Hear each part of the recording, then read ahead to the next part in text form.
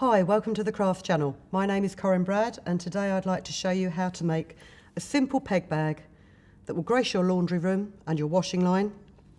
And it's one of those projects that came about because I had something in the house that was plastic and as usual I didn't want to throw it away. And it's one of these little hang tags that if you buy, say, a new bathroom mat or something like that and it's on display in the shop, they've always got one of these pegged to the top of them with some cardboard to keep it flat. But they're really handy as little tiny coat hangers. So, design this peg bag so that they'll fit perfectly inside it. And it's very simple to make. We will have a template for you to download if you check the show more in the description below. And it's quite a simple template. It is obviously just half a template. You'll need to cut it out of folded fabric. And what you need to do is you need to cut 2 printed pieces and 2 plain white lining pieces. Now, I've already drawn around these and cut these out to save a bit of time. And you'll notice that you've got these darts in the corner here. That's just to give your bag a bit of depth, a bit like a box corner would be on a square bag. So first of all, I'm just going to sew those darts on the front of the bag. Very simply, just pair up your straight lines, pop it in your sewing machine and stitch.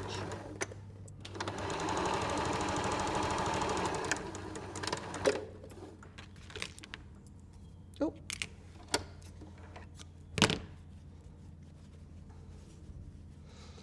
And it's worth doing these darts first of all, because if you're anything like me and you get engrossed in something, you completely forget to do them.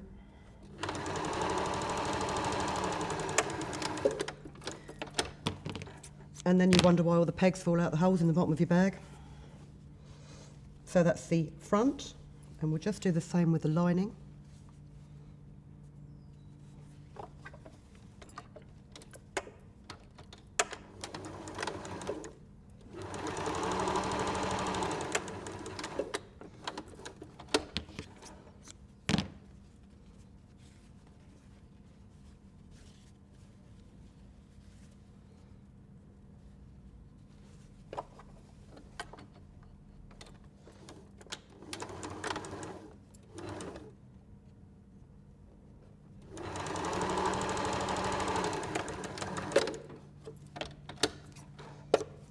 Like so. And then you want to put your front lining and your front fabric right sides together. So make sure this seam on your dart is right side up. And just pin, line those darts up and just pin the fabric where they meet. It's not absolutely crucial that they line up perfectly, but it does give a much neater finish. And I have a tendency not to be very precise, so I like to try a little bit harder for you. Just pin the edges roughly of your bag to make sure it doesn't shift while you do the next step.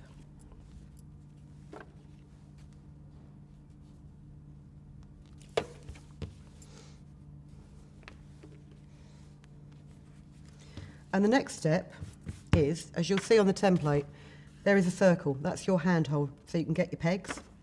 And you just need to trace that circle onto the back of your front piece of fabric. We'll just put a couple of pins in there. And then what we're going to do is run right around the edge of this circle and then cut the middle out.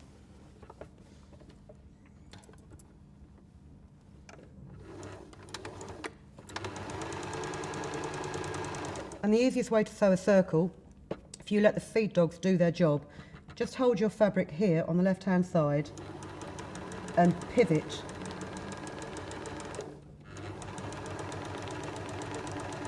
to get a nice smooth curve.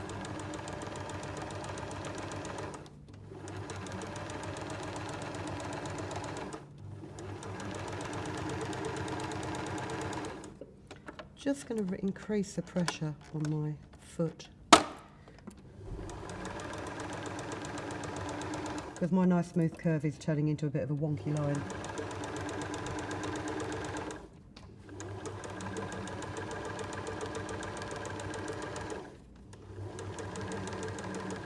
And go all the way round back to the beginning.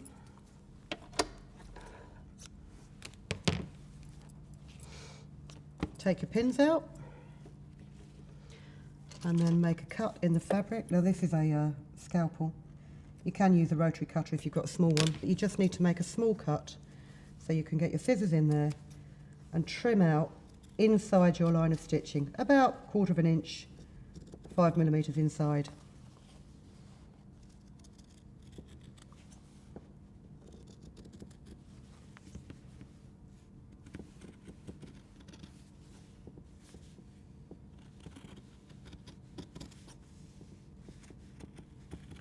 I've just noticed I've gone way off the line on my stitching, but luckily I've gone inside the circle. So I'm just going to correct that because I do like a nice neat finish. Bear with me.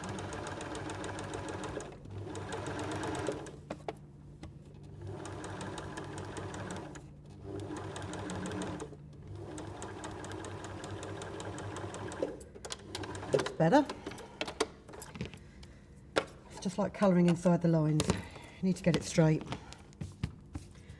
And then I'm just going to make a few small snips around the inside of the circumference of the circle so that when you turn it right side out, it doesn't pucker up. Just take your time when you're doing this, she says, doing it really quickly, because if you snip your stitching, it will start to come unravelled as you turn it inside out. You just want to stop about 1 millimetre before your line of stitching. But it's just enough to give that material a bit of give.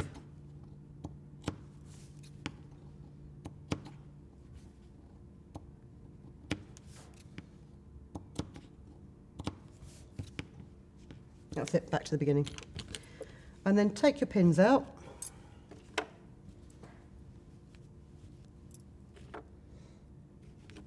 And flip your top layer of fabric through the hole, like so.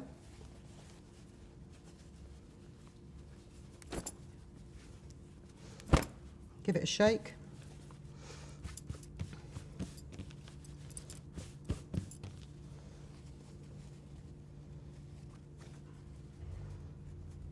And then I'm just going to top stitch around the edge of the circle to keep that seam nice and flat.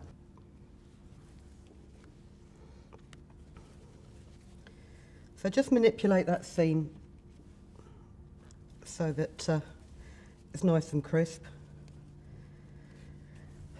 A steam iron will do a job just as well as this, but I've left my ironing board over the other side of the studio and I'm too lazy to go and get it. So we'll top stitch this. And I've put the pins in a weird way now because normally I would work it this side. I'm going to work it this side so I can line the edge of the seam up to the inside of my foot and just run around here. Now, because you haven't got that fabric in the centre of the hole anymore, it's not as easy to pivot it. So take it slowly.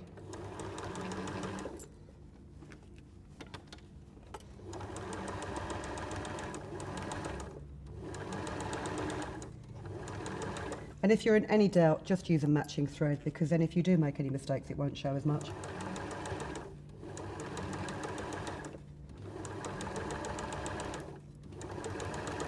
I'm a firm believer in if you can disguise a mistake, then do.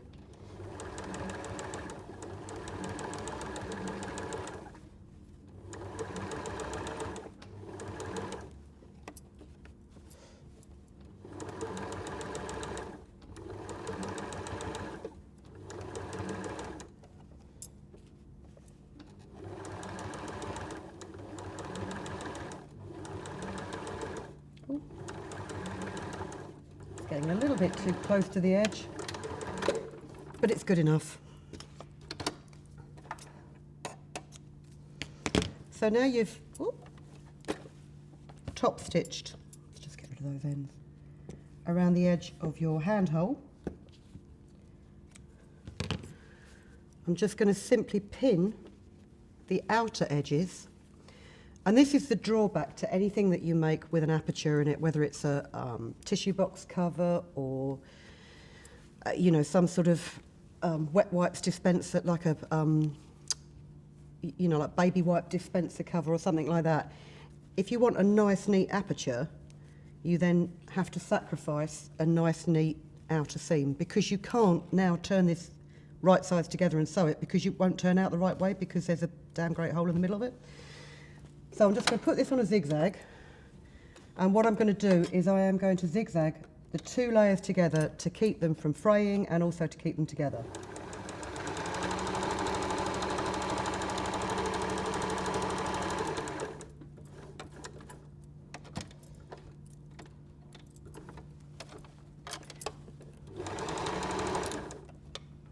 And this is on about a 3mm wide zigzag.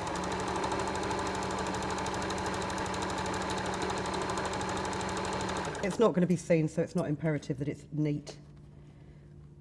Try and make sure that your dart lines are lined up again.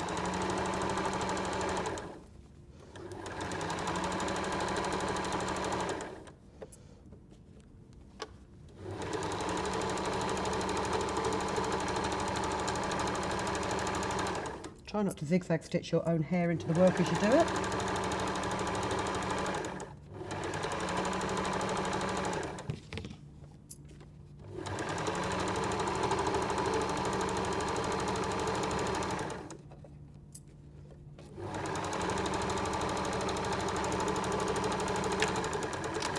And you're back to the beginning. So there you've got your front of your peg bag, and you make the back in the same way, but you don't put the hole in it. So here's a back that I've made earlier, like so. Now with this one, what I've done is I've actually sewn a French seam, so if you look on the inside of it, that zigzag seam is enclosed in a nice seam. The way to do a French seam with this would be to line them up right sides out, sew around it, turn it inside out, and then re-sew the seam. For speed today, and as it is a utility piece, it's a peg bag, no one's going to be going in your kitchen, looking in the inside of your peg bag and going, oh look, you've got raw edges. Or at least if you have got friends that do that, I suggest you get rid of them. So I'm just going to sew this right sides together, and it won't fray because you have zigzag stitched it.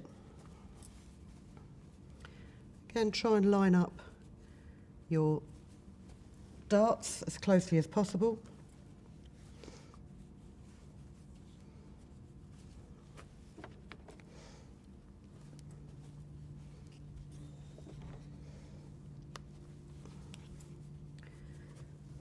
Just got enough pins on this pin cushion. But what you also need to remember is you need to leave a gap in the top to put your hook in. So I'm just going to mark with a pencil. In fact, I'm going to try and find the centre of this, which is about there. That's the centre mark of the pencil. I'm going to leave a gap between here and here, so that when I turn it the right way round, I can still get my hook in. Oh, and before you start sewing, make sure you've turned it from a zigzag stitch back to a straight stitch. And then sew all the way around again. Stop at your corner with the needle in to pivot your fabric.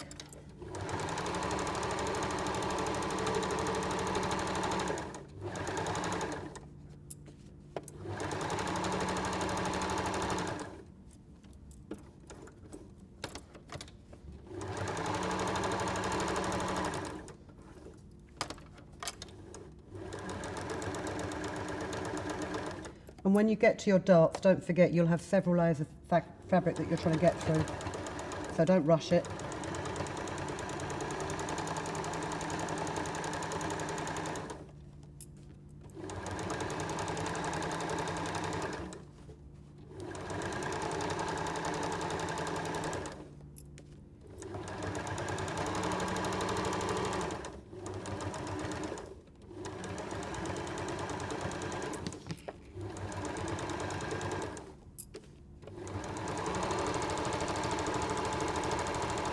A nice long continuous seam, and you don't have to worry about leaving a turning gap because you've got that massive great hole in the middle of it to get the thing the right way around through. Back to the corner. and then sew to the mark.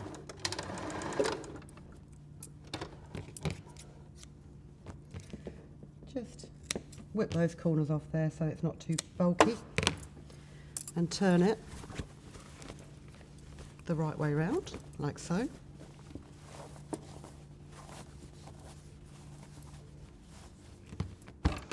And you've left the gap at the top, so you can simply pop your hanging loop, let's have it that way round, in there. And then what I would suggest that you do is if you just put a couple of pins in here to stop it slipping. I mean, to be honest, while this bag is suspended, your hook's not going to fall out of there, but if you want to pop it in the washing machine or something like that, just get a needle and thread, go in from the inside underneath where the base of that hook is,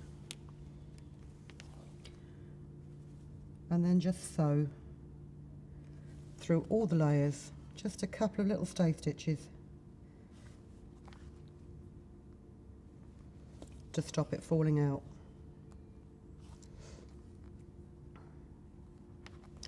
Now, I'm not suggesting that you go out and buy yourself a new bathroom mat purely to get one of these handy little hooks, but what I would say is if, like me, you've got a whole wardrobe full of odd plastic hangers that you tend to overload with clothes that are way too heavy, and then one arm of the hanger breaks off, rather than chuck it out, break the other arm off, get a bit of sandpaper on them, smooth down the rough edges, and they will work equally well as a suspension mechanism for your peg bag. So, nice bit of reuse. Hope you like that. Hope that's inspired you to go out and brighten up your laundry room, and we will see you next time. Thanks very much for watching. Bye. If you've been inspired to create, please share your makes with us in the comments section below. And if you've enjoyed videos by the Crafts channel, hit the like button. Want to see more of us? Then click subscribe. See you next time.